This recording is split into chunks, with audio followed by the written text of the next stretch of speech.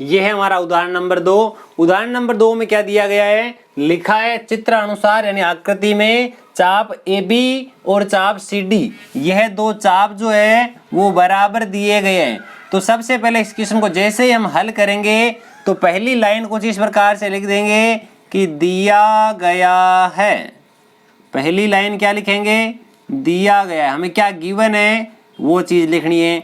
मैं लिख देता हूं कि एक वृत्त जिसका केंद्र O है, एक वृत्त जिसका केंद्र O है, इतना हमें दिया गया है। तथा और हमें क्या दिया गया है, इसी के साथ और ये चीज दी गई है कि चाप AB, हमने देखा था इंट्रोडक्शन वाले पार्ट में चाप को चाप का नाम लिख के भी दर्शा सकते हो और इस प्रकार से चाप का सिंबल भी बना सकते हो। चाप AB बराबर चाप CD, तो AB और CD दोनों चाप बराबर में दिए हुए हैं। हमें क्या सिद्ध करना है वो भी लिख देता हूं, मैं यहां लिख देता हूं सिद्ध करना है। दूसरी लाइन क्या लिख देता हूं, सिद्ध करना है। हमें क्या सिद्ध करना है, क्वेश्चन में दिया हुआ है, यह क्या बताना है, ये बताना है कि कोण A बराबर कोण B, कोण A को कोण B के बराबर में प्रूफ करना है। ये वाला कोण और ये वाला दोनों कोण बराबर बताने हैं। अब देखिए अगर मैं बात करूं उत्पत्ति की, तो उत्पत्ति में हम क्या लिख सकते हैं, हमें दिया गया है कि दो चाप बराबर हैं। कौन कौन से, मुझे दिया गया है कि AB और CD, हमारे पास में जो दोनों चाप है वह दोनों चाप समान है। तो हमें क्या प्रमेय लिखी थी, हमने प्रमेय कुछ ऐसी लिखी थी कि समान जो चाप होते हैं, समान चाप केंद्र पर, समान चाप केंद्र पर समान कोण, समान चाप जो है वह केंद्र पर समान कोण अंतरित करते हैं, अंतरित करते हैं। कहने का मतलब क्या हुआ, यानी अगर किसी सर्किल में, किसी वृत्त में दो चाप समान है तो उनके द्वारा बनने वाले कोण भी समान होंगे। तो देखिए ये मेरे पास में चाप AB है, चाप AB द्वारा केंद्र पर बनने वाला कोण नंबर 1, चाप CD द्वारा केंद्र पर बनने वाला कोण नंबर 2। यदि चाप दोनों बराबर है तो इनके द्वारा बनने वाले कोण भी बराबर होंगे, इसलिए मैं लिख देता हूं कोण 1 बराबर कोण 2। इसको दे देता हूं समीकरण नंबर 1। ये पहली इक्वेशन आ चुकी है। अब इससे आगे बढ़ते हैं थोड़ा सा, इससे जैसे ही आगे बढ़ेंगे, अब देखिए हमें यह बताना है A और B बराबर है। इससे पहले मैंने कोण 1 ले लिया, कोण 2 ले लिया, इन दोनों के बीच में एक छोटा सा और कोण बनता है, उसको मैं नाम दे देता हूं 3। ये इधर भी है देखिए थोड़ा सा और इधर भी है। मैं काम क्या कर देता हूं, समीकरण 1 के दोनों पक्षों में कोण नंबर 3 जोड़ देता हूं। क्या कर देता हूं, दोनों पक्षों में कोण नंबर 3 जोड़ देता हूं। जैसे ही मैं दोनों पक्षों में 3 जोड़ देता हूं, कितना जोड़ेंगे कि दोनों पक्षों में कोण 3 जोड़ने पर, दोनों पक्षों में क्या जोड़ेंगे, कोण नंबर 3 जोड़ देते हैं। तो यहाँ आ जाएगा मेरे पास में कोण 1 प्लस कोण 3 और राइट हैंड साइड में आएगा मेरे पास कोण 2 प्लस कोण 3। ये इतनी वैल्यू आ चुकी है। अब देखिए यदि मैं कोण 1 को 3 में शामिल कर दूं या जोड़ दूं तो मेरे पास में ये पूरा कोण हो जाएगा, जिसको मैं कह सकता हूं कोण AOC। 1 प्लस 3 मिलकर के कौन सा कोण बनाते हैं, कोण AOC। यहां लिख देता हूं AOC। और 2 तथा 3 कोण मिलकर के BOD बना लेते हैं। कौन सा कोण बना लेते हैं, कोण BOD। इस समीकरण को मैं नाम दे देता हूं नंबर 2।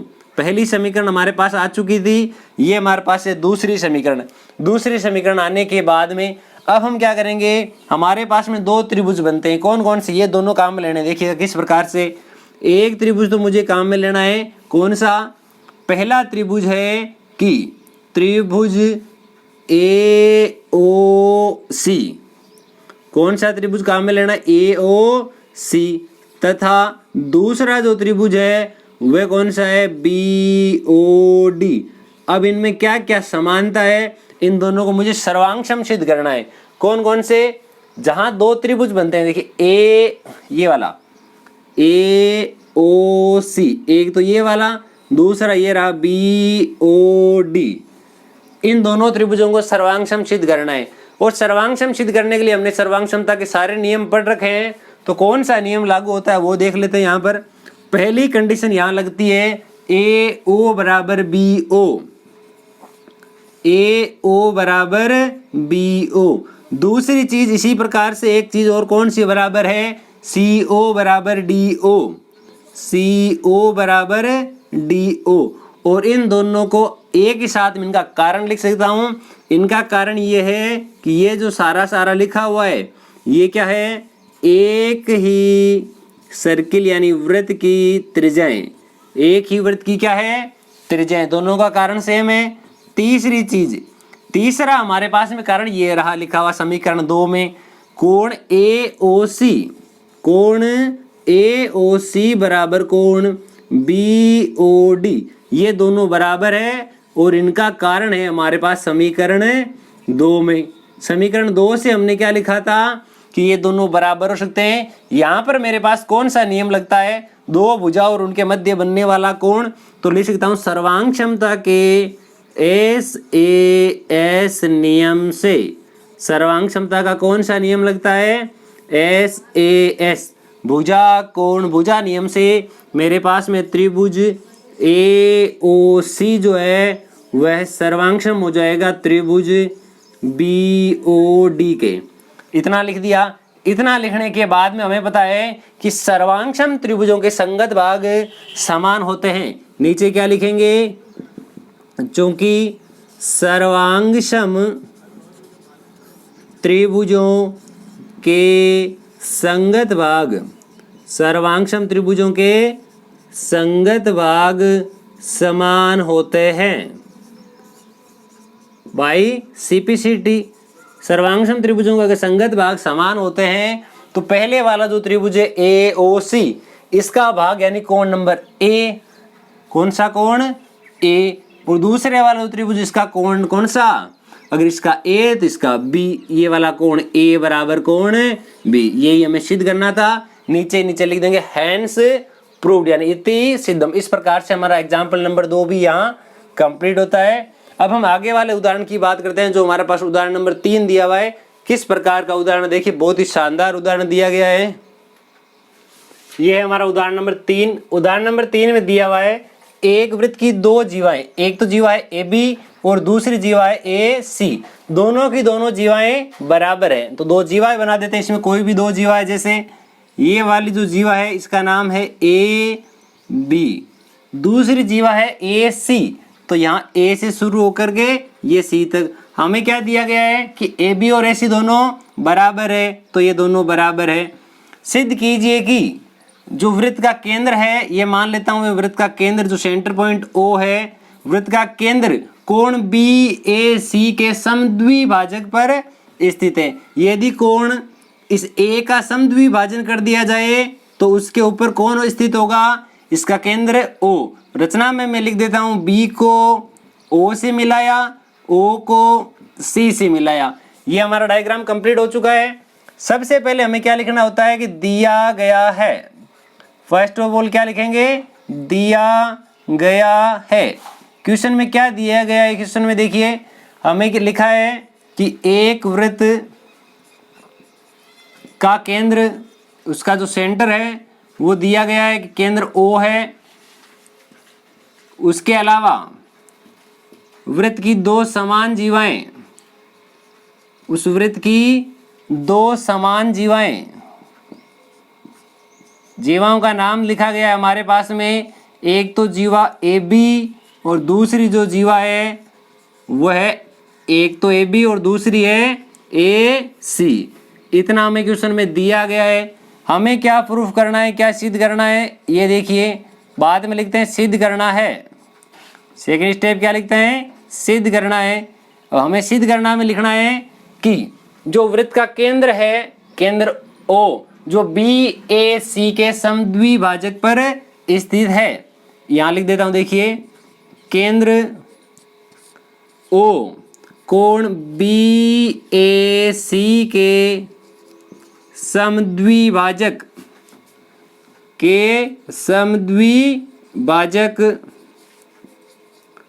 पर स्थित है, समद्विभाजक पर स्थित है। इसी को दूसरी भाषा में अगर बोला जाए तो हमें ये बताना है कि ये वाला जो कोण है और ये वाला जो कोण है, कोण 1 और 2, कोण दोनों बराबर होने चाहिए, तभी इसका ये समद्विभाजक हो पाएगा। कोण 1 बराबर कोण 2, ये हमें सिद्ध करना है। इसके बाद में लिखी जाती है रचना। रचना में हमने क्या किया था, केंद्र O को, जो हमारे पास सेंटर पॉइंट O दिया हुआ है, उस केंद्र O को हमने किस किस से मिलाया था, एक तो B से मिलाया और एक दूसरा C से मिलाया। तो लिख देता हूँ B व C से मिलाया, इन दोनों को मिला दिया। रचना लिखने के बाद में हमें लिखनी होती है उपपत्ति। तो यहाँ से शुरुआत करते हैं उपपत्ति की। उपपत्ति में ऐसा लिखना है कि हमारे पास देखिए सबसे पहले दो त्रिभुज बनते हैं, एक ये वाला त्रिभुज और दूसरा ये वाला त्रिभुज।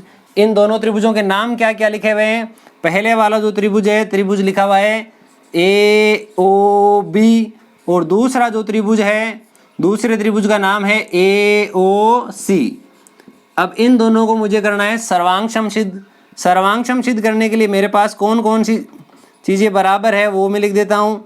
3 कंडीशन बराबर होनी चाहिए थी, जिनमें से एक तो OA बराबर OA लिखा हुआ है मेरे पास में, OA बराबर OA।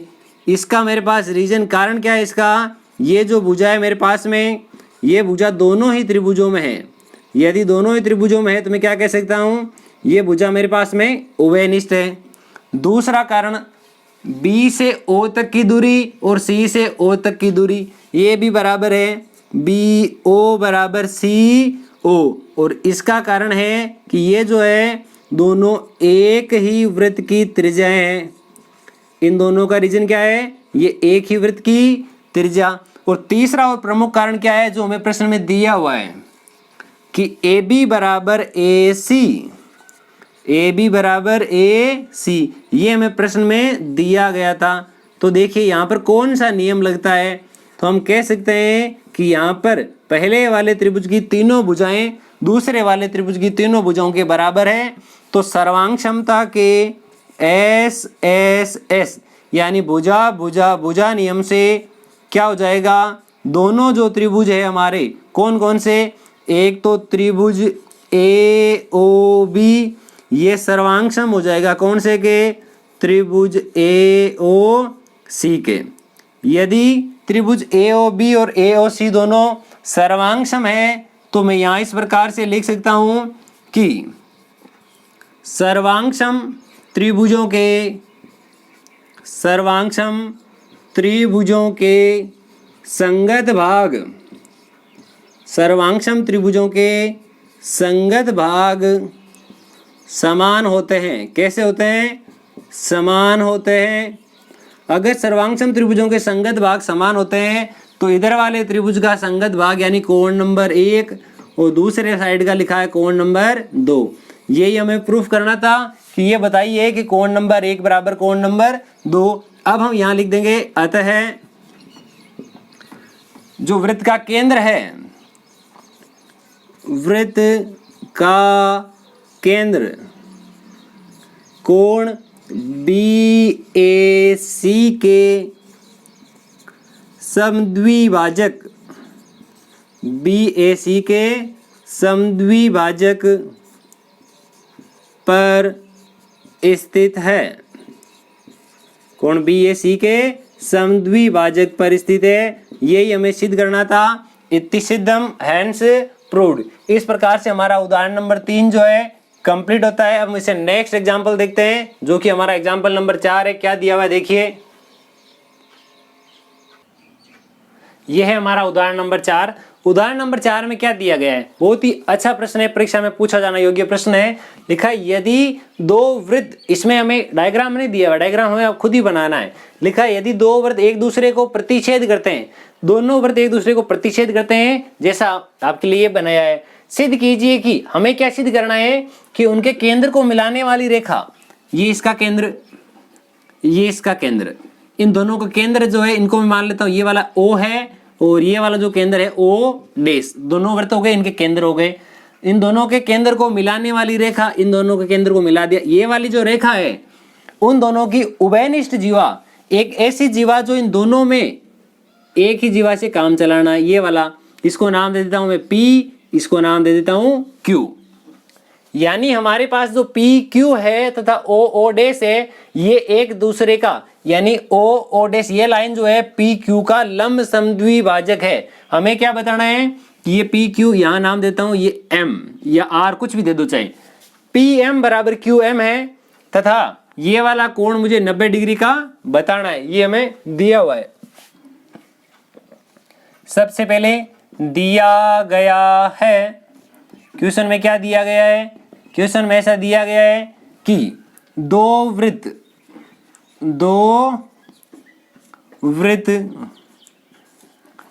जिनके केंद्र, दो वृत्त यानी सर्किल जिनके केंद्र O व O डैश है, दो वृत्तों के केंद्र, एक का O है दूसरे का O डैश है।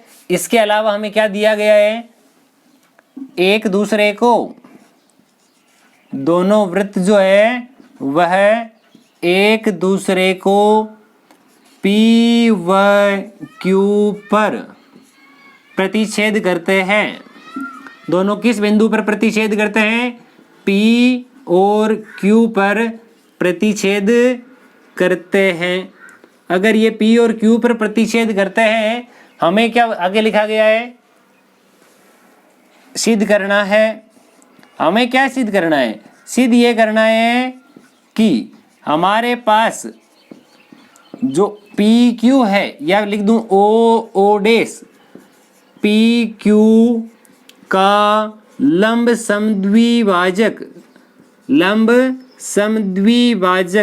परपेंडिकुलर बाइसेक्टर है, ये हमें प्रूफ करना है। इसके बाद में मैं लिखता हूं रचना, कंस्ट्रक्शन भी इसमें छोटी सी लिखनी है। रचना क्या होगी वो ध्यान दीजिएगा। रचना में काम करना है, जो मेरे पास में दो बिंदु है P और Q, इन दोनों बिंदुओं को दोनों वृत्तों के केंद्रों से मिलाना है। तो मैं P को O से मिला देता हूं, P को O डैश से मिला देता हूं, Q को भी O तथा O डैश, इन सब से मिला दिया। तो क्या किया रचना में मैंने, P व Q को O व O डैश से मिलाया, या फिर आप दूसरी लाइन इस प्रकार से लिख सकते थे, OP OQ OP O dash P O dash Q, इन सबको मिलाया। रचना लिखने के बाद में लास्ट स्टेप होती है हमारी उत्पत्ति। उत्पत्ति के अंदर क्या लिखा जाएगा, उत्पत्ति में सबसे पहले मैं दो त्रिभुज ले लेता हूं। कौन कौन से त्रिभुज है वो देखिए। हमारे पास में ये जो भुजा है O डैश, एक त्रिभुज इसके ऊपर की ओर बनता है, दूसरा इसके नीचे की ओर बनता है। नाम है त्रिभुज का, पहला त्रिभुज OPO डैश, OPO डैश। दूसरा कौन सा त्रिभुज है, OQO डैश, नीचे वाला OQO डैश। इन दोनों त्रिभुजों में क्या है देखिएगा, पहले वाले त्रिभुज में मुझे तीन कंडीशन ऐसी बतानी है जो दूसरे त्रिभुज में भी वैलिड हो, तब हमारे पास दोनों जो त्रिभुज है, दोनों त्रिभुज एक दूसरे के सर्वांगसम हो जाएंगे। पहले लिख देता हूं OP, इसकी भुजा OP और इसकी भुजा OQ दोनों बराबर है। इसकी तो भुजा OP, दूसरे वाले की भुजा OQ। इसका कारण क्या है, यह दोनों एक ही वृत्त की त्रिज्याएं हैं, ये दोनों एक ही वृत्त की क्या है, त्रिज्याएं। दूसरा कारण मैं लिख सकता हूं कि O डैश P बराबर O dash Q, O dash P बराबर O डैश Q। इसका कारण भी यही है कि एक ही वृत्त की त्रिज्या। तीसरा और महत्वपूर्ण कारण यह है कि O डैश जो है वह दोनों त्रिभुजों में उभयनिष्ठ है। तो मैं लिख देता हूं कि O डैश बराबर है किसके, O डैश के। और इसका कारण हमारे पास में ये है कि ये वाली जो भुजा है हमारे पास में कॉमन है, यानी कि उभयनिष्ठ है। अब यहाँ देखिए तीनों भुजाएं बराबर है, तो लिख देता हूँ सर्वांग क्षमता के एस एस एस नियम से, सर्वांग क्षमता के एस एस नियम से। इसका नियम क्या होता है कि दोनों त्रिभुज हमारे पास अगर सर्वांगक्षम है, ये वाला त्रिभुज पहला त्रिभुज सर्वांगक्षम हो जाएगा, दूसरा ओ क्यू ओ डैश के। हमें क्या लिखना है कि सर्वांगक्षम त्रिभुजों के संगत भाग समान होते हैं, या लिख देना बाई सिपिसिटी। अगर सर्वांगक्षम त्रिभुजों के संगत भाग समान होते हैं तो मैं कह सकता हूं इधर वाला जो कोण है कोण नंबर 1, इधर वाला कोण है जो कोण नंबर 2, कौन कौन से की बात हो रहा हो। पहला कोण देखिए, मैं यहाँ थोड़ा सा इस चित्र को वापस यहाँ बनाता हूँ। देखिए यहाँ कुछ ऐसा पोर्शन है, यहाँ लिखा है P, यहाँ लिखा है O डैश, यहाँ लिखा है M और यहाँ लिखा है Q। इसको मैंने नाम दिया 1 नंबर, इसको नाम दिया है 2 नंबर। इस प्रकार का ये बना हुआ है। अगर ये दोनों सर्वांगक्षम है तो सर्वांगक्षम त्रिभुजों के संगत भाग समान होते हैं, कोण 1 बराबर कोण 2। इसको मैं देता हूं समीकरण नंबर 1। इतना तो हमारे पास हो चुका है। अब देखिए मुझे ये बताना है कि ये वाला भाग इस भाग के बराबर है, तो इस भाग को बताने के लिए मेरे पास में 2 ऑप्शन है। कौन कौन से? या तो मैं इस पी क्यू के इधर वाले दोनों त्रिभुज ले लूं, या फिर मैं इस पी क्यू के इधर वाले दोनों त्रिभुज ले लूं। कोई भी एक लो, कारण सेम है। ये दोनों कोण बताओगे तब तो इधर वाले ले लेना, ये दोनों कोण बताओ तब इधर वाले ले लेना। मैं यहाँ लिख देता हूँ इन दोनों त्रिभुजों में, इन दोनों त्रिभुजों की बात बता रहा हूँ। एक तो है पी एम ओ डैश और दूसरा त्रिभुज है क्यू एम ओ डैश। इन दोनों त्रिभुजों में कौन कौन सी चीज बराबर है? मैं कह सकता हूं कि ओ डैश पी बराबर ओ डैश क्यू। ये कारण है एक ही वृत्त की त्रिज्या। पहला कारण हो गया मेरे पास में कि ये दोनों एक ही वृत्त की त्रिज्याएं हैं यहाँ पर। दूसरा कारण मेरे पास में ये है कि ओ डैश एम बराबर ओ डैश एम, और ये क्या कारण है? ये दोनों में क्या है? कॉमन है, यानी कि दोनों त्रिभुजों में क्या है? उभयनिष्ठ है। ये भी हो गया। तीसरा कारण मेरे पास में है कोण 1 बराबर कोण 2, और ये क्यों बराबर है? क्योंकि समीकरण 1 से अगर यहाँ पर 2 भुजाएं और एक कोण बराबर है तो लिख सकता हूं सर्वांग क्षमता के एस ए एस नियम से, सर्वांग क्षमता के एस ए एस नियम से दोनों त्रिभुज कैसे हो जाएंगे? सर्वांगसम। त्रिभुज पी एम ओ डैश बराबर क्यू एम ओ डैश। सर्वांगसम हो गए दोनों के दोनों त्रिभुज। अब सर्वांगसम त्रिभुजों के संगत भाग भी समान होते हैं। अगर सर्वांगसम त्रिभुजों के संगत भाग समान होते हैं तो पी एम, ये वाला भाग बराबर हो जाएगा क्यू एम के। पी एम बराबर क्यू एम। हमें क्या बताना था कि ये इसका परपेंडिकुलर बाइसेक्टर होता है, लंब समद्विभाजक होता है। ये दोनों भाग बराबर है, यानी मैं कह तो कह सकता हूं कि m जो है वो इसका समद्विभाजक है। अब ये 90 डिग्री का कोण भी बनाता है, वो भी हमें बताना भी। क्या मैं ऐसा लिख सकता हूं कि इन दोनों कोणों का मान, पहली बात तो बराबर होना चाहिए। यहां देखिए इस प्रकार से लिख देता हूं, कोण पी एम ओ बराबर है कोण क्यू एम ओ डैश। दोनों के दोनों कोण बराबर है क्योंकि सर्वांगसम त्रिभुजों के संगत भाग समान होते हैं। अगर संगत भाग समान होते हैं तो यहां देखिएगा इन दोनों कोणों का योग करता हूं मैं, कोण P M O dash plus Q M O dash. इन दोनों का योगफल हमारे पास में आएगा 180 डिग्री। कारण है रेखिक कोण युग्म। अब या तो दोनों ही जगह पी एम ओ डैश रखो या दोनों ही जगह क्यू एम ओ डैश रखो। मैं लिख देता हूं कोण पी एम ओ डैश, इसकी जगह भी लिख देता हूं P M O dash. P M O dash एक ही चीज 2 बार लिखी तो लिख देता हूं गुणा में 2 बराबर 180 डिग्री। तो यहां से आ जाएगा पी एम ओ डैश बराबर 180 और ये बट्टे में 2, यानी कितने डिग्री आ गया? 90 डिग्री आ गया। यदि पी एम ओ डैश का मान 90 डिग्री है तो मैंने क्या लिखा था? ये भी बराबर है क्यू एम ओ डैश, ये भी कितने का? 90 डिग्री का। अगर ये वाला भाग इस भाग के बराबर है, ये वाला कोण 90 डिग्री का है, तो हम कह सकते हैं नीचे नीचे एक लाइन लिख दी जाएगी। वो लाइन क्या होगी कि अतः सिद्ध कीजिए कि यही पूछा था मैं कि उनके दोनों केंद्र यानी ओ ओ डैश को मिलाने वाली रेखा उभयनिष्ठ जीवा पी क्यू का लंब समद्विभाजक है, या फिर ये वाली जो लाइन है हमने लिखा था लास्ट में लिख देना, अतः ओ डैश पी क्यू का लंब समद्विभाजक है। इस प्रकार से हमारे आज का एग्जाम्पल 4 भी कंप्लीट होता है।